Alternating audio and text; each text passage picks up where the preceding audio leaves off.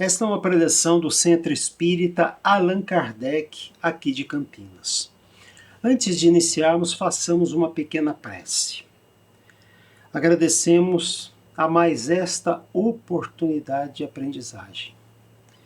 Que a paz e a serenidade do Mestre Jesus esteja presente em nossos corações, nesses momentos de reflexão sobre o seu Evangelho. Que estes ensinamentos, eles sejam conhecidos, sejam entendidos, analisados, mas principalmente que sejam aplicados no nosso dia a dia. Que tenhamos o amparo dos bons espíritos, para que esta mensagem do Mestre Jesus seja um guia seguro para a nossa evolução espiritual. Que isso nos traga paz, serenidade, equilíbrio e consolo. Graças a Deus. O Evangelho de Jesus é uma fonte permanente de sabedoria para aplicarmos em nossas vidas. Estes ensinamentos nos mostram o caminho. Nessa oportunidade, nós vamos ver o capítulo 5, uma parte do capítulo 5. Bem-aventurados os aflitos, que está lá no Evangelho segundo o Espiritismo. Este capítulo 5 inicia as bem-aventuranças, que podemos encontrar no Sermão da Montanha, capítulo 5 do Evangelho de Mateus. Hoje nós vamos ver as aflições. O que significam as aflições em nossas vidas e qual é o objetivo dessas aflições. Porque nós sabemos que nós temos aflições, nós temos as dores da vida. Como lidar com isto?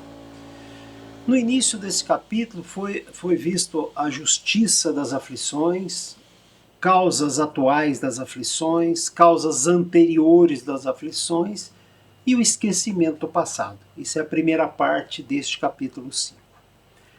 Nessa oportunidade, nós vamos ver motivos para resignação, o bem sofrer e o mal sofrer, o mal e o remédio, a felicidade não está neste mundo, e vamos ver a questão das nossas provas.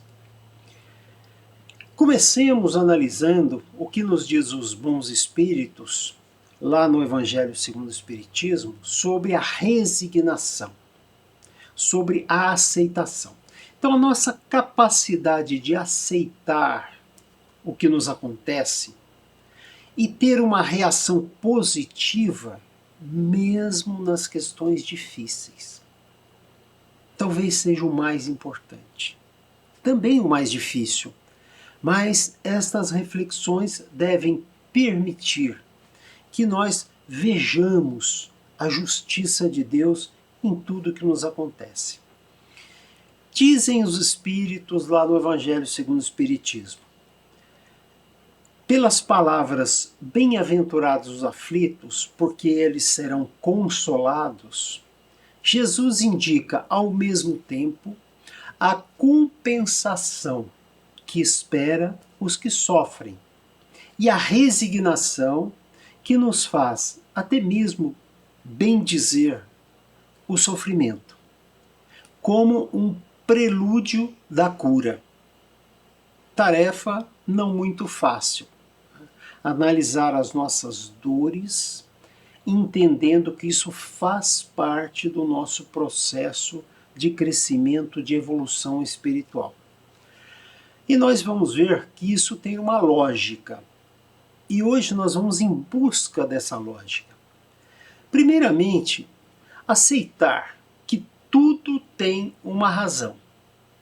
Porque nós estamos imersos nas leis de Deus, nas leis que conduzem tudo o que nós vemos, desde o físico até o espiritual. Portanto, é importante termos a capacidade de nos resignarmos diante daqueles fatos que não têm como serem mudados. Agora, o que os espíritos quiseram dizer com o prelúdio da cura, né? Essa aceitação das dores, né? Quando não se tem o que fazer? Por que é o prelúdio da cura? É porque as dores estão ligadas à nossa melhora espiritual.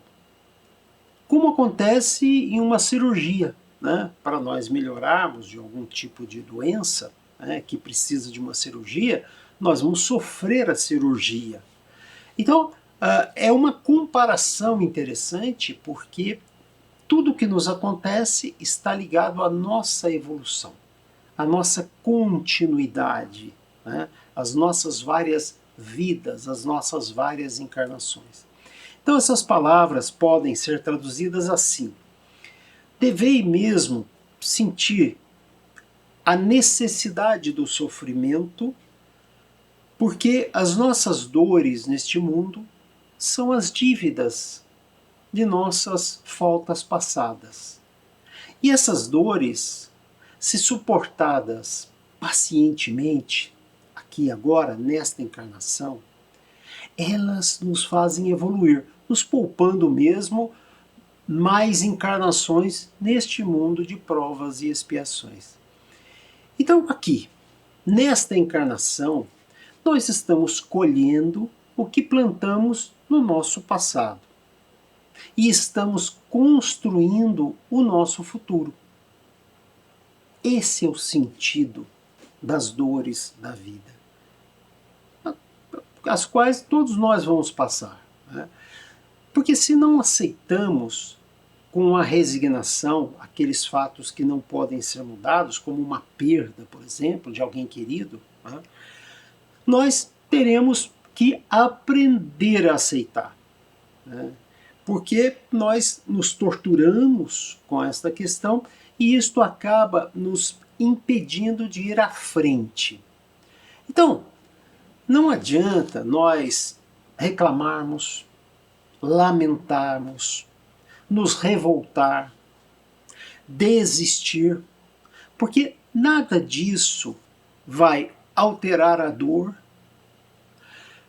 pelo contrário, vai piorar, porque aí nós vamos aumentar o sofrimento.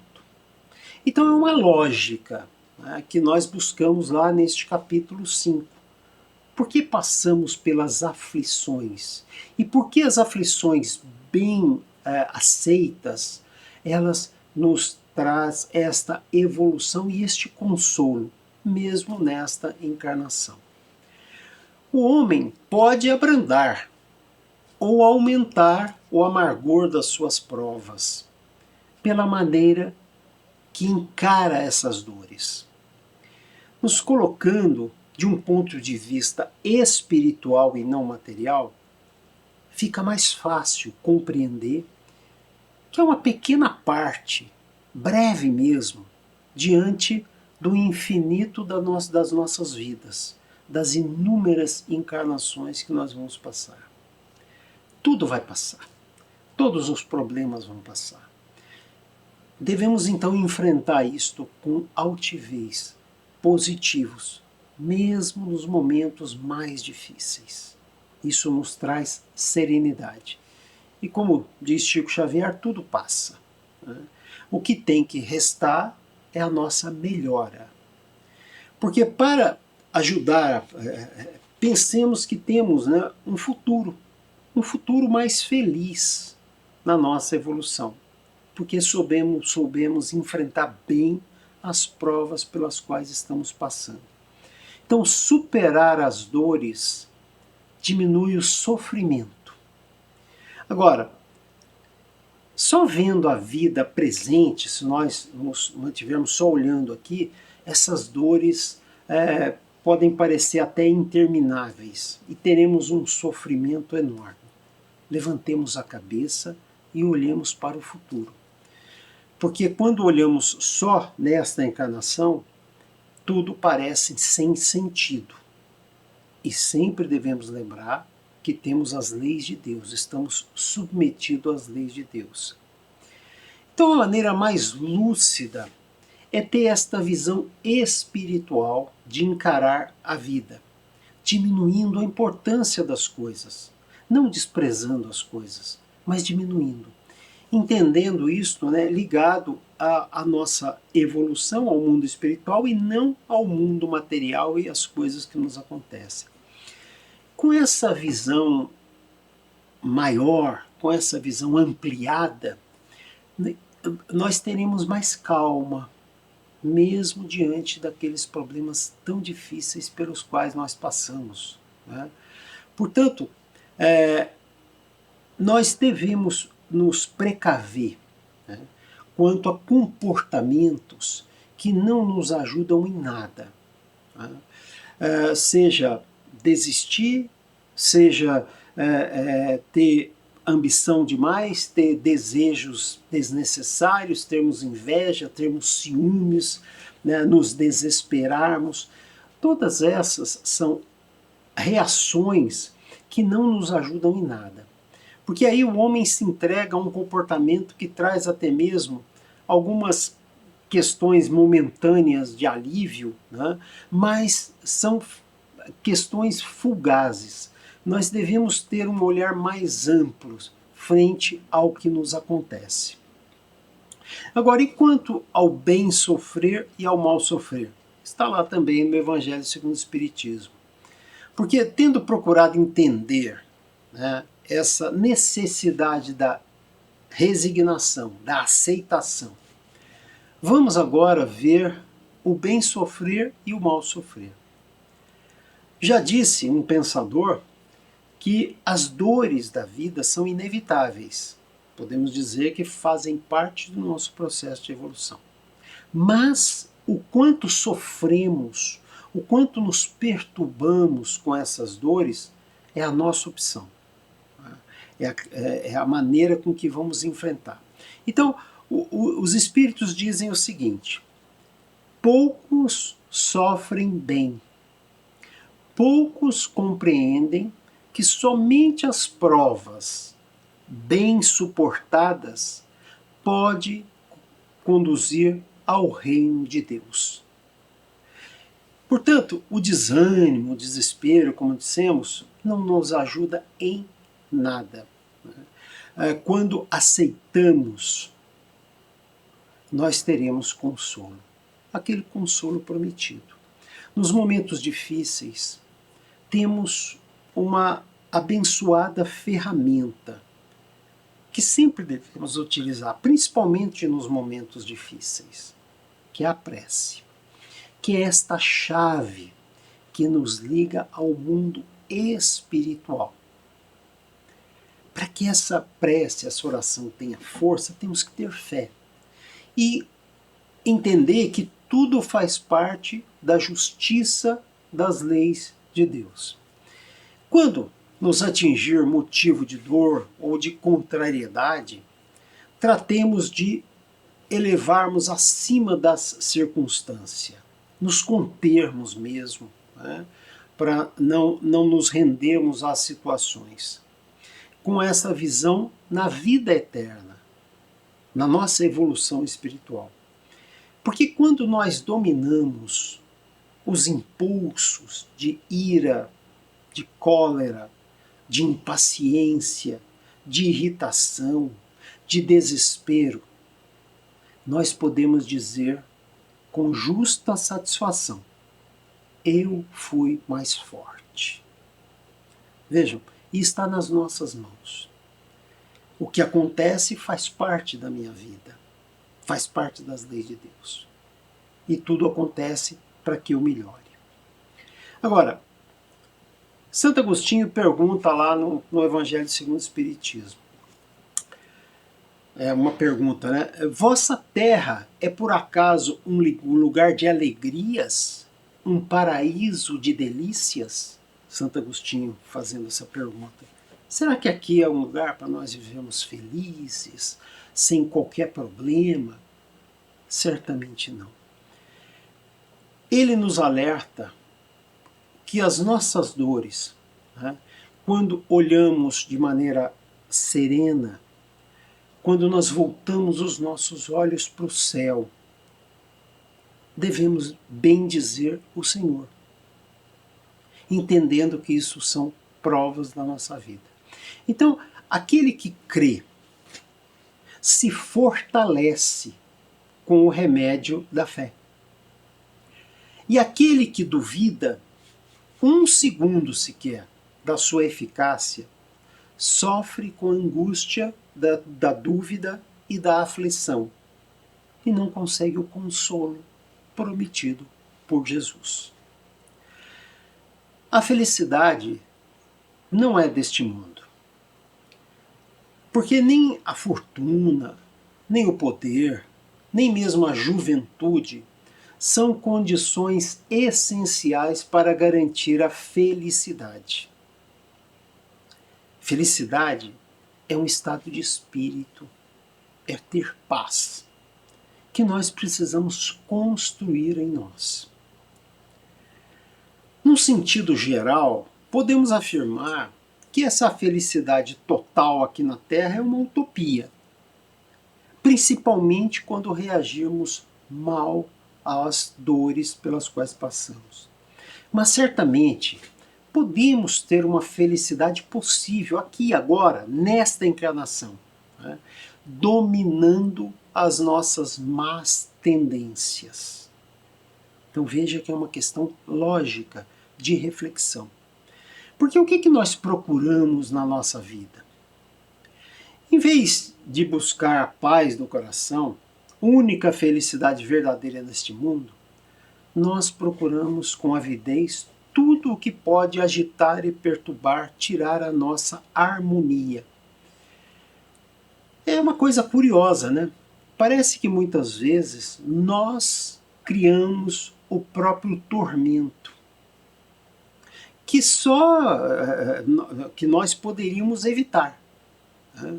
Dizem os espíritos, pobres insensatos com efeito, que não se lembram de que, talvez amanhã, tenham de deixar todas essas futilidades e mesmo essas preocupações, cuja cobiça lhes envenena a vida.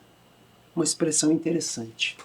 Sim, muitas das nossas preocupações desnecessárias, como material, por exemplo, é o que envenena as nossas vidas. O que nós vemos, o que nós pensamos, só depende de nós. Não vamos envenenar a nossa vida.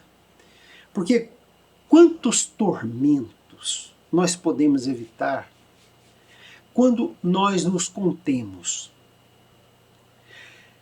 sem termos nenhum tipo de postura negativa, por exemplo, de inveja, né? Nós podemos controlar. E é este o nosso aprendizado. Esse é o que a gente podemos chamar de o verdadeiro rico, aquele que consegue se controlar e se abastecer na sua construção íntima, mesmo com as dores da vida. Olhar para baixo, em vez de olhar para cima, né, nós tornamos a nossa vida pior. Portanto, o Espiritismo nos ensina a olhar para cima, a olhar para o além, olhar para as nossas outras encarnações. E isso nos traz calma, porque nós tornamos as dores da vida uma ferramenta para a nossa melhora, para conseguir aquele consolo. Das aflições, conseguir o consolo. Para refletirmos, né? A calma em meio às tormentas da vida não será um pouco de felicidade? Nos mantermos serenos, mesmo diante dos problemas difíceis? Portanto, estas são provas que nós temos que passar. E nós podemos, de alguma maneira, abrandar essas provas, né, que está lá no Evangelho segundo o Espiritismo, ou seja, podemos de alguma forma atenuar os sofrimentos que estamos passando, né, com uma visão conformista algumas vezes, né, nós podemos imaginar que quanto mais sofremos, melhor. que nós estamos conseguindo com isso a nossa evolução. Por quê? O sofrimento depura. Não é isso, né? Na verdade, temos que pensar nas dores pelas quais passamos. Lembre, o sofrimento, nós podemos regular o sofrimento, né, nos acalmando. Então este é um engano, achar que quem sofre muito, não. Porque nós não devemos confundir as dores da vida com o sofrimento. São duas coisas distintas. As dores fazem parte das nossas provas e expiações. O sofrimento é como eu reajo a essas dores. Então, um é a causa e o outro o efeito, que nós podemos sim atenuar, nos dizem lá os bons espíritos, né? Não sofrendo exageradamente, não nos tornando pessoas de alguma maneira carrancudas, de alguma maneira pesadas, negativas. Nós podemos sempre ter um olhar positivo. Então, a pergunta, né, se seria justo atenuar as nossas provas pelas quais nós passamos, é equivalente a perguntar o seguinte: se alguém está se afogando, ele não deveria procurar se salvar? Ou se foi, por exemplo, ferido por um espinho, né, que está causando ali a dor, não é isso? O que eu devo fazer é retirar esse espinho para deixar de doer, né? Então, aquela pessoa que está doente não deve chamar um médico se ele não quer saber da cura. Por que ele chama o médico? Porque ele quer melhorar. É a mesma coisa com relação à saúde da nossa alma, né, da nossa evolução, né? Então, portanto, as provas da vida têm por fim exercitar a nossa inteligência, assim como a paciência e a resignação. Como nos ensinam os espíritos, tudo tem uma razão de ser. Às vezes podemos até supor o que seja e muitas vezes não temos a menor ideia por que estamos passando por aquilo. Mas sempre lembre que nós estamos imersos nas leis de Deus, né? E que aqui estamos aprendendo com essas experiências pelas quais passamos. Ou seja, tudo pelo que passamos tem utilidade, se soubermos enfrentar. E os espíritos esclarecem que depende, né? Porque algumas vezes, né? Porque se aumentamos as nossas provas, por exemplo, intencionalmente, né? Suponhamos, imagina, puxa vida, se eu tiver provas lá de fazer alguma coisa exagerada, enfim, os espíritos nos dizem o seguinte: isso só tem alguma vantagem para a gente, alguma maneira de nós melhorarmos, se for para ajudar o próximo. Então nós vemos que o próximo, os nossos irmãos que nós convivemos, é a alavanca da nossa evolução.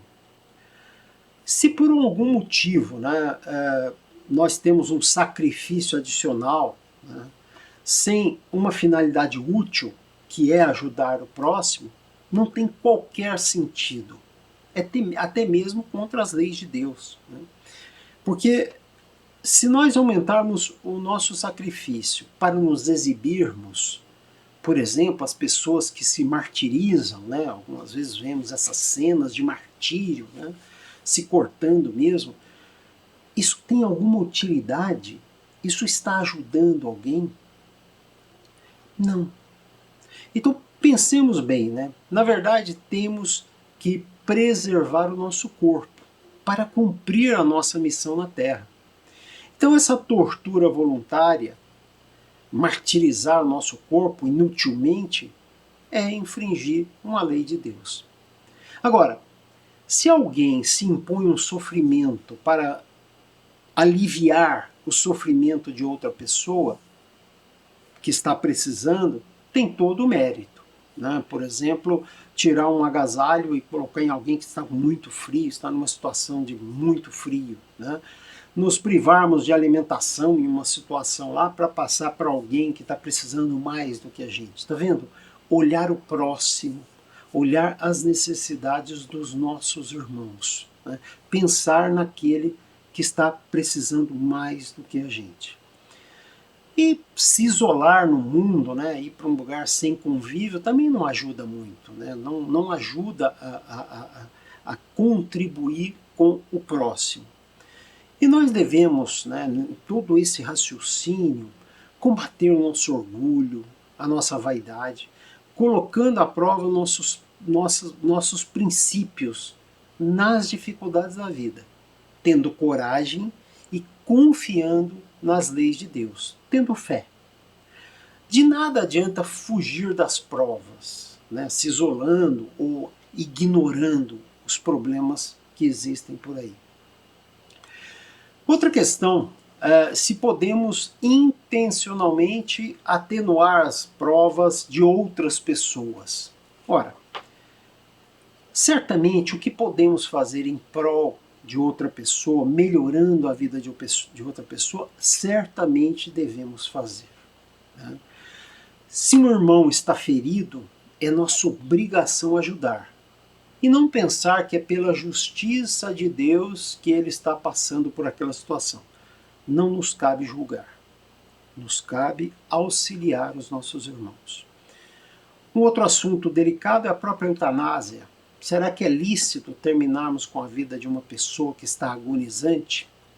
Ora, a vida, ela tem um propósito. Cada um está passando pelas suas situações. Abreviar a vida da pessoa não é de acordo com as leis de Deus, que vai ter o seu fluxo normal, né? E nós não podemos nunca saber quando as pessoas, mesmo com sofrimento grande, né, de saúde que seja, podem voltar a melhorar. Então não nos cabe criar essa situação de abreviar o sofrimento de alguém. Ninguém pode dizer, então, com certeza, que alguém está de fato no fim desta encarnação. Aquela pessoa que pode reanimar-se por um instante, pode ter os pensamentos positivos, pedir a ajuda dos bons espíritos, tá? Portanto, nosso sofrimento pode ser proveitoso para nós e algumas vezes para os outros. Isto nos promove a evolução moral, o nosso aprimoramento, né? Certamente tudo que fizermos em prol do próximo e em prol de nós mesmos é válido, né? Desde que acompanhe o que nos ensinou o Mestre Jesus. Portanto, bem-aventurados os aflitos pode ser traduzido com o seguinte: bem-aventurados os que têm a oportunidade de provar a sua fé, a sua firmeza, a sua perseverança e a sua submissão às leis de Deus, porque eles serão centuplicadas as alegrias que faltam na terra. Após o trabalho virá o repouso. Então, uma frase bonita que nos permite entender que tudo que nós passamos tem uma razão de ser. Não vamos nos desesperar diante das situações difíceis. Pensemos na resignação. Sofrer bem. Que aquele sofrimento, né, regulado, né, que aquelas dores pelas quais passamos e geram os sofrimentos, eles sejam canalizados para a nossa felicidade. A felicidade possível neste mundo de provas e expiações. As dores fazem parte da nossa vida. A nossa vida está ligada a essas dores pelas quais todos nós passamos. Todos nós temos problemas. E nós devemos saber enfrentar bem estes problemas. E aí lembremos daquela frase, né? A dor é inevitável. O sofrimento exagerado é opcional. Então essa frase, de alguma maneira, resume a nossa reação diante das dores da vida. Terminamos assim mais uma preleção. Façamos agora as nossas vibrações. Vibremos pelos irmãos que estão passando por aflições. Vibremos pelas pessoas doentes que estão nos hospitais. Vibremos pela nossa família. Vibremos pelo nosso país, que nós melhoremos. Terminamos assim então essa preleção. Fiquemos todos em paz, usando principalmente nos momentos difíceis os ensinamentos do Mestre Jesus. Está tudo lá no Evangelho de Jesus. São mensagens que são um farol forte, né, nessas noites escuras pelas quais nós passamos. Uma saudação fraterna a todos e que Jesus seja o nosso mestre permanentemente.